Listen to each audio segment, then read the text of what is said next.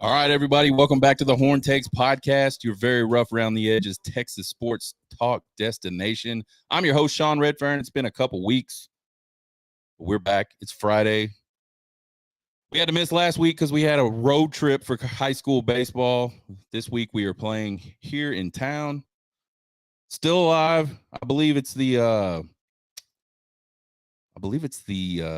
regional quarterfinals round. Playing a team out of our district. All four teams in our district are still in the playoffs. So that's pretty good. I don't know that there's another district in the state of Texas in 5A that has that going on. So congrats to all those young men. Should be a hell of a series. We're going to be over at Dan Law Field tonight and early tomorrow morning. I say early, 10:30 a.m. With a game to follow if necessary. Lubbock Cooper against Lubbock Monterey. So Lubbock Monterey's got a pretty good team this year. We've played them 3 times already. We've taken 2 from them, but they were all 3 really close games. So should be a really good series. Nonetheless, it is Friday. We're excited about that. You guys know we love Fridays. We got to talk about some Texas baseball. The guys have been hot the last few weeks. We got some game times that we got to talk about for the first 2 weeks of the Texas Longhorn football season. And then is there a pivotal 3-game stretch? And is it something you might not – is it a 3-game stretch that you might not consider a pivotal 3-game stretch? Is that going to define Texas's season? We'll talk about that a little bit. And by the way, that is a topic that I did not think of myself. Chris Phillips and the guys over at SEC Sports or SEC Unfiltered, they do a great job of tagging me and all kinds of stuff. I really enjoy it. I like to be a part of their discussion. And that's one of the topics they posted about earlier this week. So I figured I'd steal it and give it some run on this show. We'll see how that goes. We got some bonus football news for you guys. And I'm going to have to toot my own horn a little bit later in the show. I don't like to necessarily do that, but I got beat up pretty bad on some stuff in a few different places that's relevant to what we're going to talk about. And then we got to talk a little bit about this Dabo Swinney nonsense with the whole transfer portal thing. It's an interesting hill to die on if you're Dabo Swinney. We'll talk about that. Check us out on Twitter, TikTok, and YouTube at Horn Takes. If you just like to listen to podcasts, you can find us at horntakespodcast.buzzsprout.com. If you're watching this right now, you're watching it on YouTube. If somehow you see a clip of this, first of all, I didn't authorize it. Second of all, you can find us on YouTube at Horn Takes as well. Lots of videos up on Horn Takes. This is episode 144, I believe. So we've been doing this not quite 2 years. And I'm not rich and famous yet, and I don't understand why, but we're going to keep at it because we love doing it. I have a good time talking about Texas sports and a really good time. You know what's really cool is meeting people out in public. We were sitting down at a restaurant, I don't know, maybe 4 weeks ago. It was on a Friday. Matter of fact, I just got done recording the show for that week, and we ran up over to this little pizza place that's just right around the corner from where we live. We were finishing up. My wife gets up to go to the ladies' room. I'm getting ready to head out to the car, and I see these guys looking at me. They're there with their lady friends, and one of them says something to me. I couldn't hear what they were saying, so I hope they don't think I was being rude. It just kind of caught me off guard, and I sort of leaned over and walked over to the table and leaned over and said, "I'm sorry, I couldn't hear you." And they're like, "Oh, are you the Horn Takes guy?" And I'm like, "Yeah, that's me." And that's like awesome, man. So there's a lot of Texas fans in Lubbock. For those of you that don't know, a lot of them have to closet it up, but I've never been like that. I've been wearing Texas shit around Lubbock since we moved here in 2015. So it doesn't bother me. I've heard it all. I can deal with it. But some Texas fans don't like to get beat up, so they don't wear that stuff. I think that'll go away a little now that we're not in the same conference. We'll just have to see. But anyway, that's what I really enjoy. And I see this all the time. And it's weird. I'm not trying to say I'm famous or anything crazy like that, but almost every time I go to a Texas sporting event, which is always football. It's a long way to Austin to go watch some baseball, although I wish I could. Someone says they recognize me, and that's kind of neat. It's good to talk to those folks. Seen some folks at the state fair last year during Red River Shootout weekend. That was cool. So anyway, let's talk about this Texas baseball team. They are 33-20, 18-10 in the Big 12, and have really kind of gone on a tear lately. I think they have won 11 of 14 games. They've won their last 3 series, 2 of those series against ranked teams from Oklahoma. So really sort of getting hot at the right time. And we've talked about it on this show over and over and over again. That's really all college baseball is about, really Major League Baseball, getting hot at the right time. The Rangers were not the best team in Major League Baseball last season, but they got hot at the right time, and they were the best team throughout the playoffs and through the World Series. Therefore, they're World Series champs. And we see it all the time in college. Most of the time, the team that does so well all season and everybody thinks is invincible winds up, in a lot of cases, not even making it to Omaha. And then when they do get to Omaha, they don't always win the whole thing. LSU did a great job last year of sort of doing that. But you just don't see it that much. And there's probably, I think there's probably 15 teams across the country that, if they get hot and start playing some really, really good baseball, have the ability to go win the College World Series. So it'll be interesting to see how this postseason shakes out.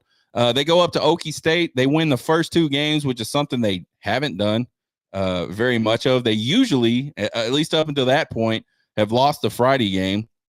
And they won 2 Friday nights in a row, folks. And really 3 now when you count the opener against Kansas last night. What a hell of a game that was. We'll talk about it in a little bit. But yeah, man, just really cool to see. I think the pitching is kind of settled in. It's not great. In fact, it can be mediocre, but you know what it's done? It's gotten consistent. It's not where, you know, you might get a guy that goes 6-7 innings and then the next time he might go 1.5 or 2 innings. That's not happening that much anymore. The starters are starting to leg it out to 5-6 innings, and I think there's enough arms in the bullpen that if they can turn it over to the bullpen, the starters can turn it over to the bullpen with just a third of the game left.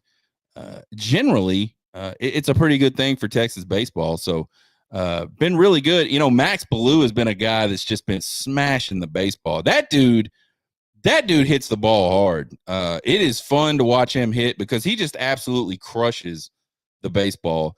A lot of times it gets caught because he mashes it right at people, and that's going to happen. That's why baseball is such a sick game, because you can do everything right as a hitter and put the ball in play and put it in play hard. But there's 8 guys standing back there behind the pitcher that do not want you to get on base. So it's always interesting. So yeah, they win the first 2 games.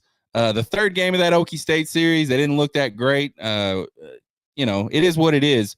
Winning series is what baseball is all about. You're not going to win them all. But if you can win series consistently, you got a really good shot at being there at the end. And I think, you know, for a Texas fan like myself, that's all I'm really looking for, this team being there at the end. And then they go on the road and take 2 of 3 against UCF. They won the Friday night game, lost Saturday, come back and win the Sunday game. Again, Grubbs goes 5 2/3 in that first game. Bam came in and got a really good save. And what a pleasant surprise Gage Bam has been. The only blemish I can think of, I can remember for Gage Bam, and I don't want to ruin it because we'll talk about it in a minute, was last night, honestly. This team, again, man, the bats are starting to get hot. One thing that I don't understand, and I don't want this to be like I'm not nitpicking and I'm not trying to like take shots at these guys, but really this team started to get hot when Porter Brown and Jack O'Dowd came out of the lineup. And then lo and behold, last night we see Porter Brown and Jack O'Dowd in the lineup. And I know they're seniors, man. And trust me, I get the whole playing time thing. I get rewarding kids for working hard. I totally get it. You have no idea how much I get it. I don't understand that, man. They just do not produce at the level that some of the other guys can. I mean, when you start to take I thought Borba was doing a hell of a job at first base. I thought it was great to have JT out in center field. Yeah, I just don't get it, man. We'll have to see if that continues to be a thing. Um, I hope not, because I think, Porter Brown sort of has come on a little bit late in the season, from like the halfway point on. But Jack O'Dowd has just very much been in a slump, literally all season. I mean, the thing with Jack O'Dowd, he's got some power. When he hits the ball, it's a good hit. Usually, it just doesn't happen enough. So it'll be interesting to see how that goes. Game 2 in that series against UCF, Boogie could only get 4, and that's kind of uncharacteristic for him. And honestly, he might have got yanked a little bit early. Might have been a little bit premature. There's a it's funny, man. David Pierce, the first few years, I always felt like he left pitchers in there too long, and sort of just waited for the wheels to completely come off before he would take a guy out. And now sometimes I feel like he overreacts too soon. You're never going to please everybody. You're certainly not going to please me. And I will be mad at you for one thing, and then until you fix it, and then I'll be mad at you for the opposite thing. That's just the way I am with sports, man. That's the way I go. Then LBJ on Sunday, man. LBJ on Sunday was kind of the weirdest thing. He was absolutely cruising through 4 innings. I mean, it looked great. And then in the 5th inning, man, the wheels just absolutely came off. And you know what? You know what it is? And I've talked about this before. When these guys get base runners, they change something. Something changes for them, whether it's mentally, physically. It's got to be mentally. They just, for lack of better terms, they just kind of piss down their legs when they get base runners sometimes. And unfortunately, a lot of these guys in the Texas bullpen and on the pitching staff, they issue a lot of walks, and they issue a lot of leadoff walks. And man, we saw it last night. You just cannot do that. Absolutely killer on these walks. So yeah, LBJ, man, it's been a struggle. It's been odd. It's just been an odd year. I have to think. I think I looked it up, and he's on his 3rd pitching coach in the last 5 years or 4 years or however long he's been at Texas. So you just have to think that that many different coaches having that many different philosophies has really put him in a bad spot this year. He just does not look the same. And I know everybody calls that a sinker pitch. It is not. I don't think it's a sinker pitch. He may be holding it differently than he's holding his regular fastball, but that pitch does not sink. That pitch just starts out really low in the strike zone and keeps going low because he's so over the top. If you've not seen LBJ pitch, he's got to be the most over the top pitcher I've ever seen. And he's a big guy. I think he's 6'5", 6'6". So when he comes over the top, man, the angle is super steep on that ball coming in, and he just overthrows that pitch a lot, and it's not even competitive. It's not even close. So it's not that this ball is moving away from hitters late, at least in my opinion. I could be wrong. I'm open to the fact that I'm wrong. But to me, it looks like a straight fastball that just starts low in the zone and just continues to go down because he's so far over the top. And it's just not a competitive pitch. And I think this year especially, he's gotten away from that breaking ball, which is a really deadly pitch, especially if you can command your fastball. A really good breaking pitch off of that can be very tough. Watch Gage Bain pitch. That is exactly fastball, breaking pitch, just a wipeout slider that he has. It's hard on hitters, and I think he's gotten away from that, and he feels more comfortable, I guess, or maybe Pierce feels more comfortable because he's calling the pitches. Someone in that dugout, I'm pretty sure it's Pierce, calling those pitches. Maybe he's just more comfortable with that quote unquote sinker. So anyway, yeah, but though Gage Bain with 2 saves over the weekend, he's really, really coming on. So the baseball team, 4 weeks ago, I was ready to get the shovels out and bury them. I just felt like maybe it was longer than 4 weeks. So whenever that BYU series was, and then so they lost the BYU series, and then they lost the midweek against some bums. I was just like, man, this team's just done, man. They just do not have it. And credit to them. They have fought their asses off all season long. And they've got themselves in a really good position in the Big 12. They're not going to win it. Oklahoma has that wrapped up, but they've got a really good shot at taking that second seed, which would be huge because the number 1 and number 2 seed in the Big 12 tournament get to miss the first round of that tournament. So they don't have to play that game. They get to rest, kind of get those pitchers back to somewhat normal, somewhat within their routine, I guess you would say. But state of the program, they got to get to 6, man. I think if anything, they have got to get to 6. And what I mean by that, they got to score 6 runs. Someone, I believe it was Nash, Talks Texas, went back. And I follow this guy on Twitter. I'm not best friends with Nash.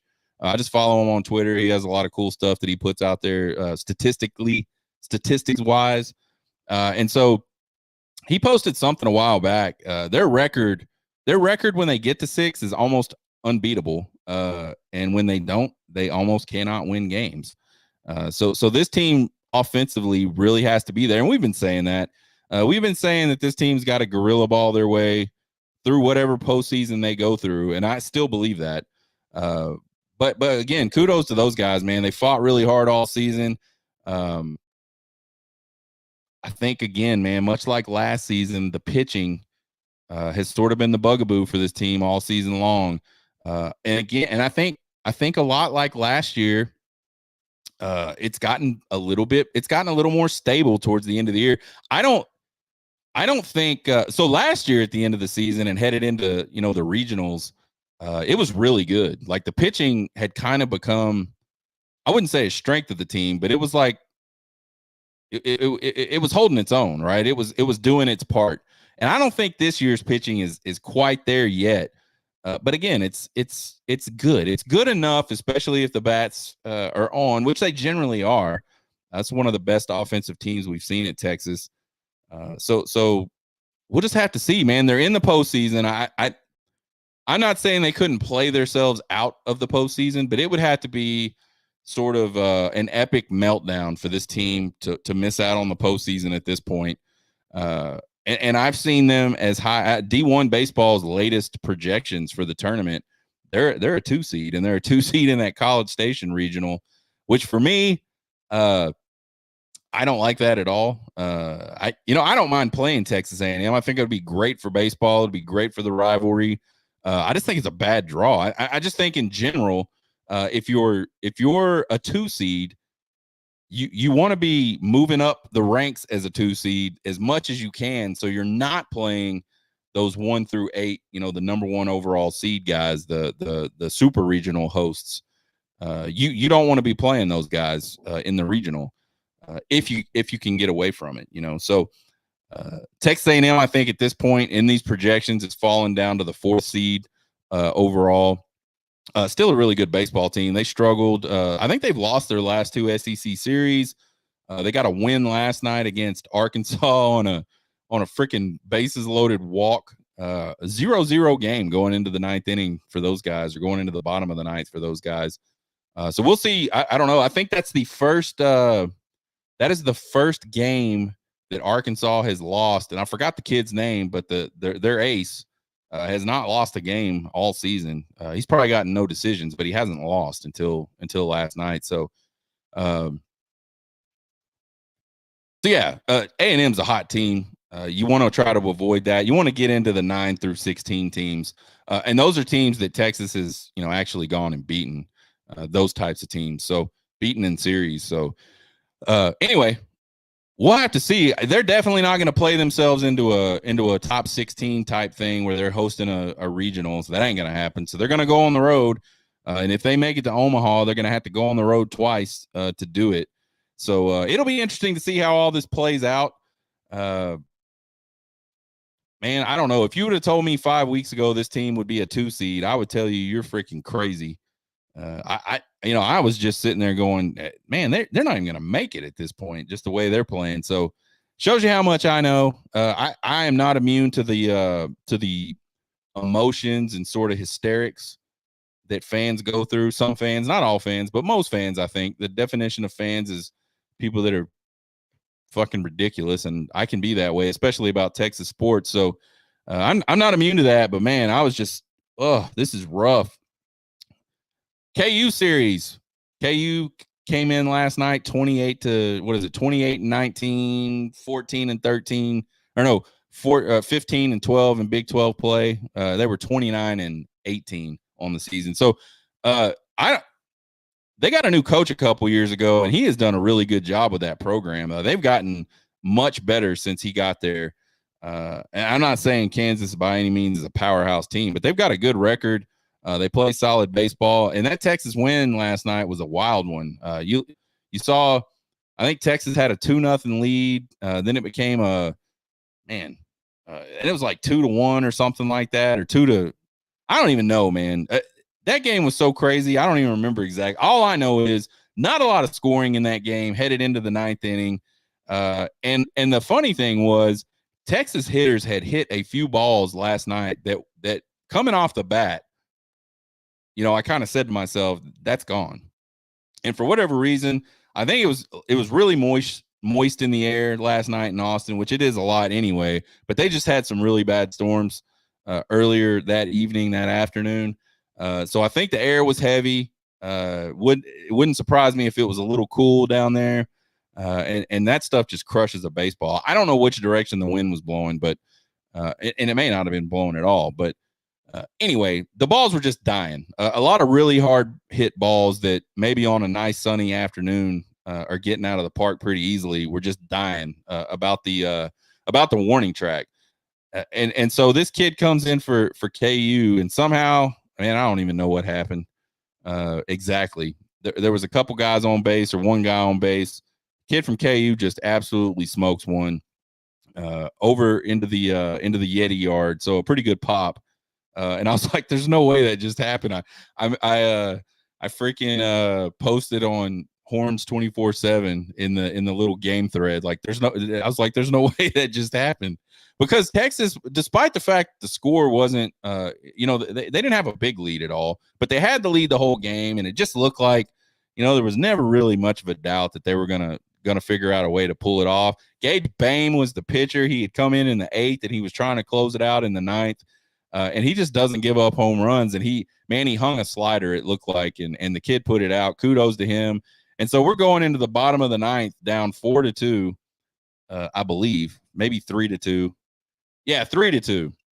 That's what it was. So it was 2-1. The kid hits a 2-run home run, makes it 3-2, headed into the bottom of the 9th inning. And I'll be damned if Coach Pierce doesn't pinch hit Borba, who we talked about earlier, who in my opinion has been just hitting the ball pretty well. He's not nothing amazing, but he's been doing better than Porter Brown or Jack O'Dowd for sure. He comes in pinch hit and just fucking smacks one over the fence. And I'm like, you gotta be shitting me again. Like, no way. So they tie it up at 3s. I believe Kansas issued a walk to JT. And then Jalen Flores comes in and just freaking smokes one into the gap in right center field. The kid for Kansas almost gets a glove on it to catch it. Obviously, he's stretching out, diving for that ball, and can't make the play. So JT was able to score from first pretty easily on that play. Texas walks it off. Pretty amazing end of that game, considering the entirety of the game. And I think it just really kind of personifies this team, man. They just have not quit, and they will not quit, and they just keep swinging. And sometimes it works for them, sometimes it doesn't. More often than not, when they go up there and just swing, man, they're pretty damn good offensively. So crazy win last night. I was sitting there thinking to myself after that kid hit that 2-run home run, man, this one's gonna sting. This was like a nut punch. And again, I'm not immune to the ridiculous reactions. Some might call them overreactions, but I'm sitting there going, man, could this be when the wheels come off? Like, is this the moment that the wheel? Because I still feel like this team is not immune from the wheels coming off. They're that sort of streaky, I guess, especially again from the pitching side. So anyway, they play tonight 6:30. See if they can go ahead and take this series, and then they'll play tomorrow at 2:30 p.m. to finish it out. All the games are on the Longhorn Network, all on Longhorn Radio Network. And man, Zeke and Zonk, man, I hope those guys kind of migrate over to the SEC network and can call some baseball games. I think that fans of SEC baseball would really enjoy to hear those guys call games. They've been calling games for Texas on the Longhorn Network for a really long time. Greg Swindell and Greg Moreland. So they're about to wind down their Longhorn Network career. And again, I really hope they find a spot to land because they are good. They are good to listen to. A lot of interesting insight, not only on baseball in general, but like obviously both of those guys are really plugged into Longhorn baseball. They were both very good pro baseball players. So a lot of cool stuff there. So yeah, man, Texas baseball just refuses to do what I think they were going to do or what I thought they were going to do. And they just keep swinging the sticks, man. We'll see how this series turns out. We'll see what happens in that Oklahoma State series. I think if Texas wins one more game in this series and Oklahoma State loses one game in their series against Houston, that Texas will be the 2 seed in the Big 12 tournament. And again, that would be a big deal. So, and I think if Texas sweeps, it doesn't matter what Oklahoma State does. And maybe I'm wrong. Maybe Texas has to sweep and Oklahoma State has to lose one. We'll just see how it turns out. Early season game times have been set, folks, for a couple of the first 2 games of the season. And one of these, the Michigan game got set a while back. We just haven't talked about it. But this August 31st home opener against Colorado State is a damn 2:30 p.m. game, folks. 2:30 in the afternoon on August 31st. Man, who hates us is all I got to say. I mean, I know Colorado. I mean, I think Colorado State is probably tough team, tough guys. I mean, you're not a college football player if you're not tough, right? It's just, I don't think. But my God, that is brutal. 2:30. Like, they might not recover from this. So I remember back in the day, we went to this family reunion in Utah in August. And it got so cold. They're like, we had to go to, we weren't expecting it. We're stupid Texans, right? We didn't realize we were going to a place where it was still cold in August. And it wasn't cold, but cool, very cool. And so we had to go like buy clothes and shit. Like, we went to a water park. We had to leave because it was just too cold to be in the water. All the other people, the local Utah people, living it up, having a great time at like 80 degrees outside. But the day we flew home, it was like 45, 50 degrees that morning in August. And I just remember thinking to myself, man, this is awesome. But so I thought of that the other day. And so I looked up the average temperature in Colorado Springs in August, and the average high is 82 degrees, folks. So, man, it's going to be 100 degrees at least on October 31st when Colorado State comes to town. And it's going to be pushing like 130, 135 down on the floor at Darrell K. Royal. Those dudes are going to melt, man. Holy shit. And man, for the fans, I've been in Darrell K. Royal when it has been extremely hot. So folks, if you're going to this game, please drink water for like, and I'm talking like gallons of water for like 3 days. Take your salts, get you some Celtic sea salt, get hydrated because it is going to be a mess. And I know all you crazy bastards are going to be drinking beer all morning long. That's what I would be doing. I won't be at this game. At least at this point, I don't think I'm going to be at this game. Holy shit, man. It should be like it should just be a rule. If you're playing in Texas before October, no day games. Just shouldn't be a thing. So anyway, I feel sorry for the Colorado State fans, the players, the coaches, the equipment folks, the trainers. It is going to be, and there is no way they can practice for that unless they just want to spend the whole week in Texas. And maybe they do that. I don't know. Seems kind of extreme to me, but anyway, whoever scheduled that shit, like, just fuck you, man. That is crazy. And then the Michigan game time is set for 11 a.m. Central Time. I thought getting out of the Big 12, we were going to get away from this big noon Fox shit. But the first big non-con game we're playing against is Michigan, and the Big Ten has a Fox contract. So, yay. And usually I don't mind, like, I don't necessarily mind an 11 a.m. kick. I especially don't mind it for the Red River Shootout. I think that that's a good time for the Red River Shootout. I think if you give Texas fans and Oklahoma fans up until 2 o'clock drinking since 9 o'clock, wax beers and eating corn dogs and shit like that, that there's going to be some problems at 2:30. Now, I've been to some 2:30 games at the Cotton Bowl for the Red River Shootout, but generally I just think 11 a.m. is good enough, man. You can, you get up, you have some beers, you have some corn dogs, whatever you like, you go watch the game, and then you got time after that if you want to cruise around the fair, check out the exhibits and all that kind of stuff. So I'm good with that one. But it is really hard for me to imagine a big time non-conference game between the defending national champions and what's probably going to be a top 5 ranked Texas team kicking off at 11 a.m. I mean, it's going to be, and it's 12 o'clock their time, but it's going to be like 9 o'clock in the morning on the West Coast. I don't know, man. Just seems weird to me. The other thing, on a personal level, we're going up to Ann Arbor. We're going to go watch this game.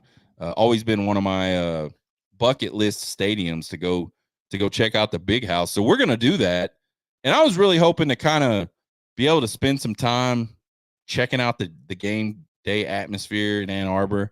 And who knows, maybe they'll keep going after the game and we can do that. But selfishly, I was really hoping I was hoping it'd be a night game. I think that would be pretty badass, a night game in the Big House against Michigan. But alas, it's not going to happen. And now, we're kind of going to be rushing to get on campus, find a place to settle in for a little bit and then get into our seats. So also, I don't like you, scheduling person that did that. The big question, will 3 games define Texas's season? And I think if you're a lot of college football fans or Texas fans, when you hear that, you're thinking like Oklahoma, Georgia, and Michigan, right? But no, our friends over at the SEC Unfiltered, I keep wanting to say the SEC. It's not the SEC. It's just SEC Unfiltered. They've been doing this for a while. They've been doing this for the last few weeks, kind of putting out, if I told you that these 3 games would define X team's season, would you agree or disagree? And for Texas, they came up with Arkansas, on the road at Arkansas, a home game against Kentucky, and then a road game down in College Station as the 3 games that were in question, right? Would these 3 games define Texas? And a lot of, I think, just looking at those games, so how good Arkansas is to me doesn't necessarily matter. Like, going into Fayette-Nam is not fun. And Arkansas is going to have a hard on for that game. The fans there are going to have a hard on for that game. That is going to be a test. Now, I think if you put those 2 teams on any other field in America on that day, Texas would probably beat them by 4 or 5 touchdowns. But they're not going to play on any other field in America that day. They're going to play in Fayette-Nam. And that's just a tough place to play. The last time Texas went up there, and granted, this was Steve Sarkisian's first year.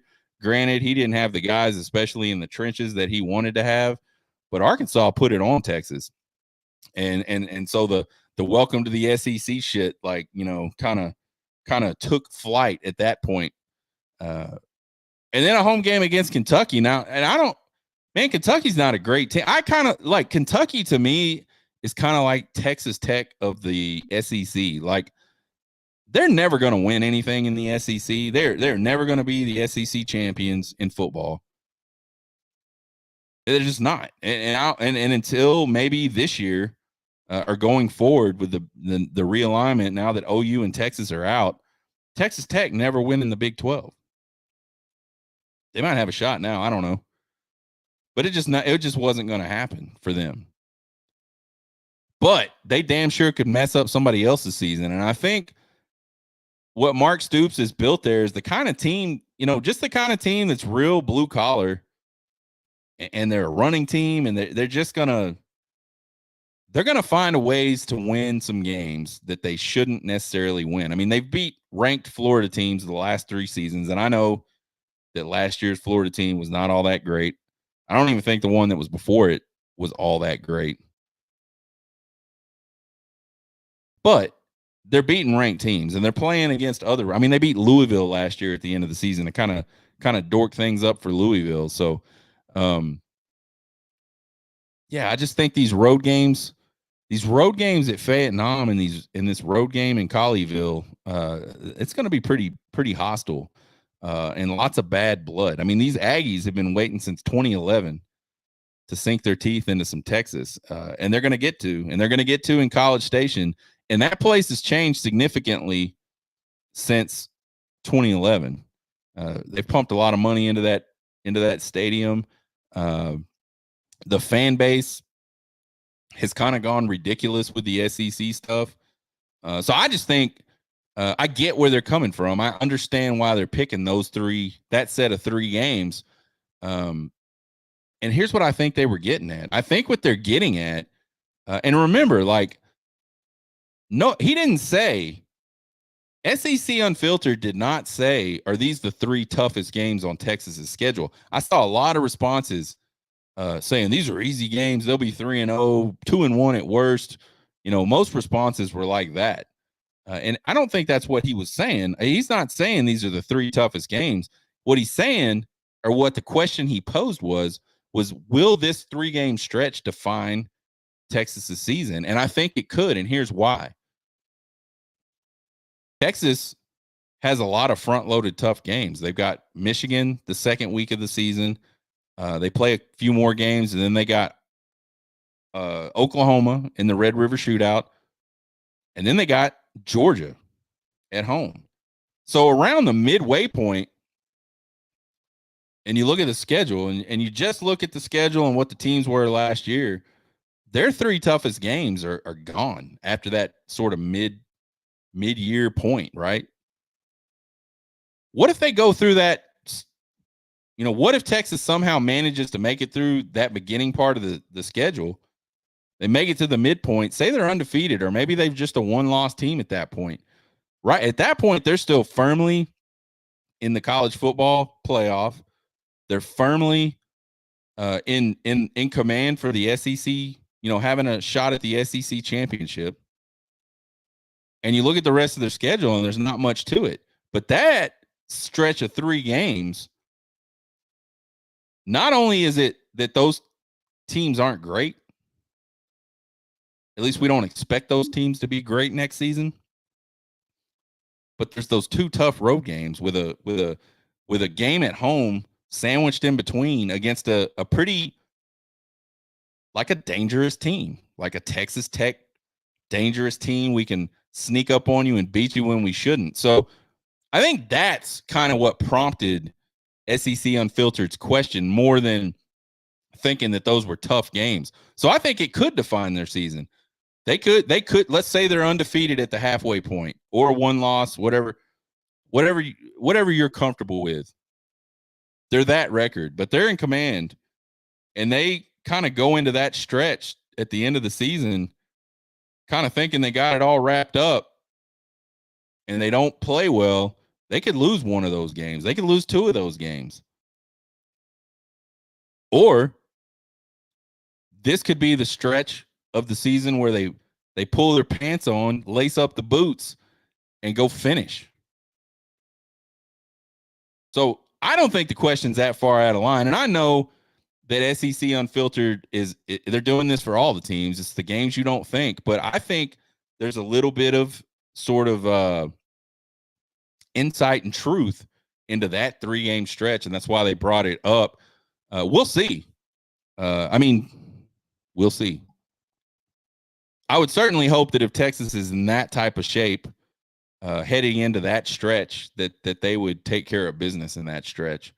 But I think you look at teams in the SEC that have tripped up. They trip up in those rivalry games, or they trip up in those games that nobody expects them to trip up in. And I think that is what Chris and the guys over at SEC Unfiltered were getting at. We'll see. Football bonus, and we got 2 football bonuses because one happened between the time I planned this show and today. 3-star offensive lineman Jackson Christian from PNG commits. This guy's a big dude, 6'5", 310 pounds. I just wanted to talk about, and I got a chance to watch a little bit of his film. Pros, he's obviously big. He is very, very strong. He bullies people. Once he's got you, he ain't letting you go. I saw a lot of that on the tape. People were not fighting off of his blocks or getting away from his blocks. And I'm talking defensive line types all the way up to secondary types that he was getting to the second level on. Cons, I think he's a project. He plays offensive tackle in high school. He's probably not playing offensive tackle in college. I think he's going to be an interior guy at the next level. I don't think his technique is all that great because he is so big and all that strong. He stands straight up almost every play. His steps, when he does engage and he's got people locked up, he's very long in his steps. His stride is very long. That's not going to work at the next level. You can get put off balance really easy. He doesn't get his butt down. Like he's up. He's a very upright guy. He's just so strong and big that it works out for him in high school. I think his feet, and this is another reason why I don't think he's going to be a tackle. I think they're just kind of slightly above average. And again, I'm not saying any of this stuff to slight the kid. All of this stuff can be fixed at the next level with just some proper instruction and some hard work by himself. But yeah, he's a 3-star guy. I know the Texas staff has been on him for a long time. It'll be really and the Texas staff is to the point now where they are just trying to layer guys that they can develop behind that really outstanding class they signed a couple of years ago that is basically all the starters now. So I think it's a good pickup. I think it's a guy that Flood thinks he can develop. And we'll just see what happens with that young man. But congratulations to him. Congratulations to the Texas Longhorns for picking this commit up. Let's talk about DeCorian Moore. So DeCorian Moore commits to LSU like the day after, I think, Colin Simmons committed to Texas last year. And I don't remember when exactly that was. I feel like it was at some point in the season is what I feel like, but I'm not 100% sure anymore. And I remember saying, like, there is no way that kid winds up at LSU. I don't know. I mean, I know his boy Caden Durham had just committed to LSU. I think he'd been down there visiting. I think he got pressured into committing. And Texas has been on him and on. And I said that on the very next show we did. I said, this commitment is not a commitment. You don't commit 2 years before you're ever going to step foot on campus. It just ain't a thing. And so I said it a lot. I got beat up about it a lot.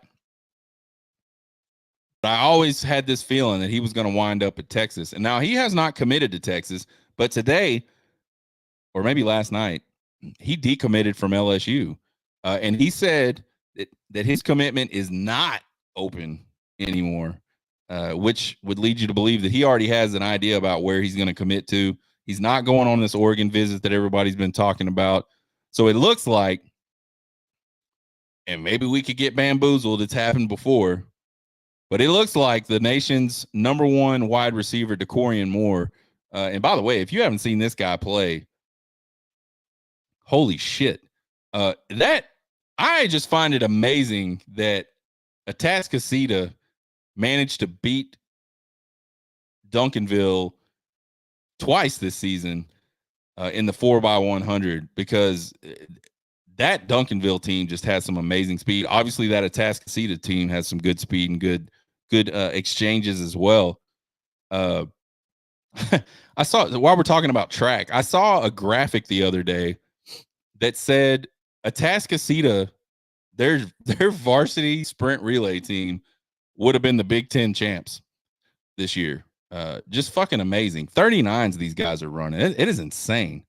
So anyway, it's looking highly likely that DeCorian Moore is going to be a Texas Longhorn. And again, I think, man, that's what I've been saying since he committed to LSU. It's just, there's something weird about it. It doesn't make no sense.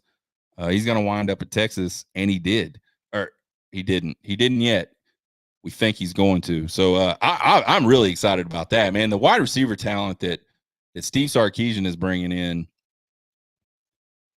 I mean, it might not even matter who they have at quarterback. There's going to be a lot of dudes open. So just having guys like Quinn Ewers and Arch Manning, and I'm really high on Trey Owens, man. I think Trey Owens is going to be a damn good quarterback. Whether he sticks around long enough to do that at Texas, I don't know. I think he's one of those kids. He's like a Sam Ehlinger. Like, he is Texas all the way. At least that's what I hear. I've never spoke with him personally, but anyway, lots of good talent throwing the ball to lots of good talent at the University of Texas. I think our offense is about to be just really damn good. Quick little deal on Dabo Swinney and the transfer portal, man. If you don't know, Dabo Swinney has just not played the transfer portal game. He hasn't played the NIL game like a lot of other schools have, like most other schools have, especially powerhouse type schools.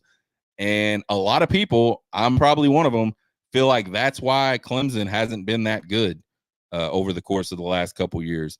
For those of you that don't remember, Clemson had a run where they were freaking outstanding. They were going to the playoffs all the time, and a couple times they were winning the playoffs. He had really built a power there at Clemson, and just recently it's just kind of gone down the shitter.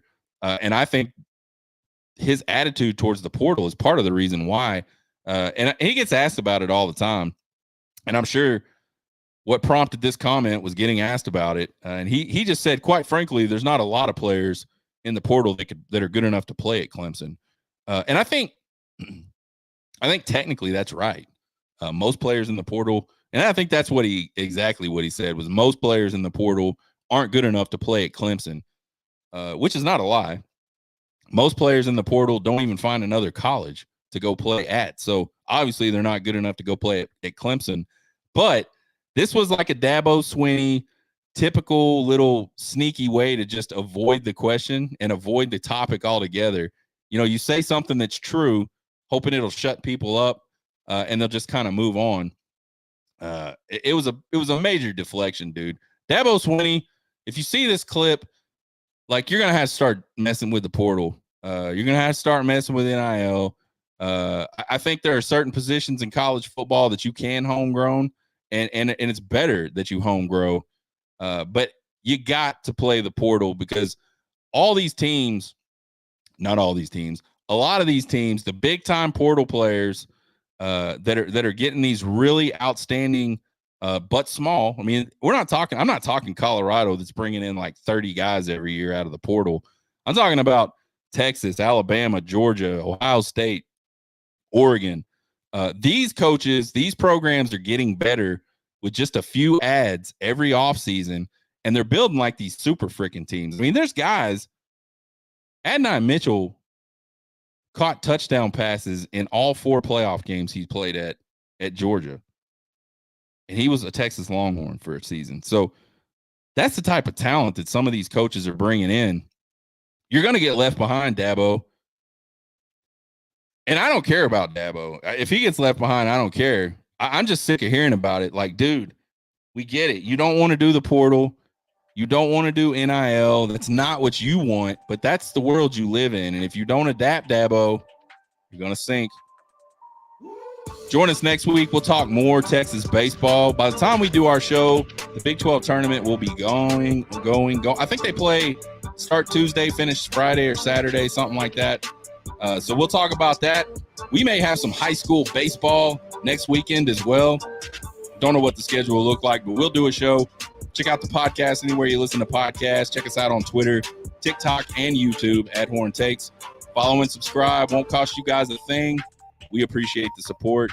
Email me at horntakespodcast@gmail.com with all your questions, comments, concerns, and criticisms. I love them all. You guys have a good weekend. Get hooked.